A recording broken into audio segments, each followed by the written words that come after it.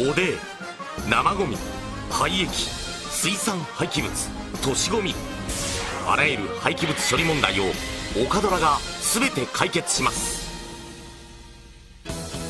おでを堆肥や肥料に、岡ドラがおでの再資源化を実現します。岡ドラのおで処理。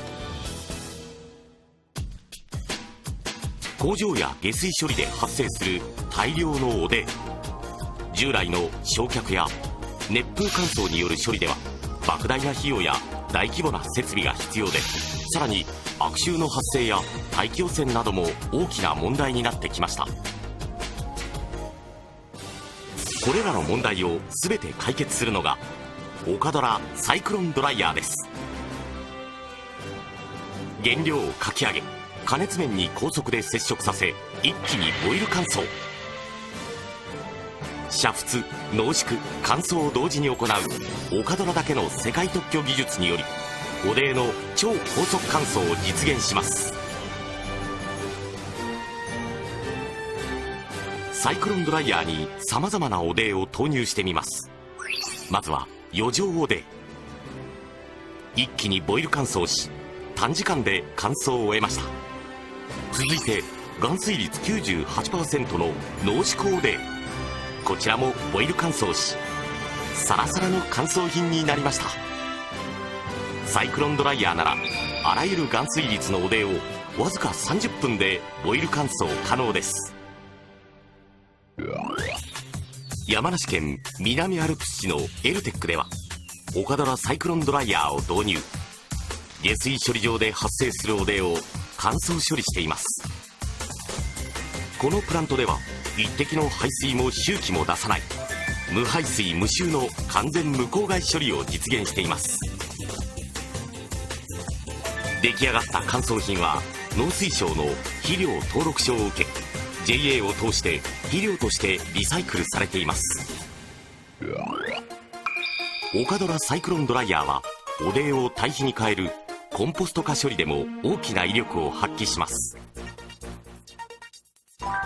従来のコンポスト化処理では発酵と熟成に60日から90日もの期間がかかっていました。しかもこの発酵方法は嫌気性発酵が避けられないため、強烈な悪臭が大きな問題になっていました。これに比べ岡ドラではボイル乾燥によりわずか30分で乾燥できます。乾燥おではボイル乾燥によって組織細胞が破壊されているため、嫌気性発酵を起こさず悪臭の発生もありません。乾燥後はすぐに熟成工程へ。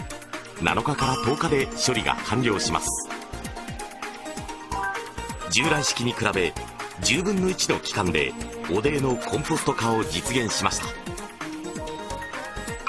さらに原養化と発酵を省くことにより敷地面積も30分の1に激減します。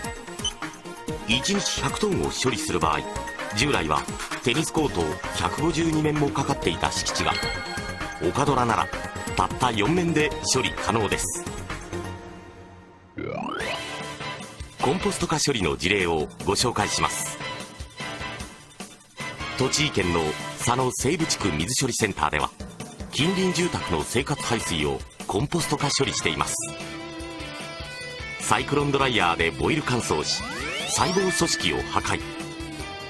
同時に発酵に最適な 40% 以下に水分を除去します。その後熟成機で全く悪臭を出さずに熟成を行い、7日から10日でコンポスト化処理を終えます。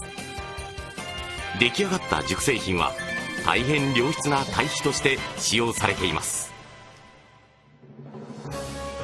無排水無臭、短時間小スペースでのおで処理を実現。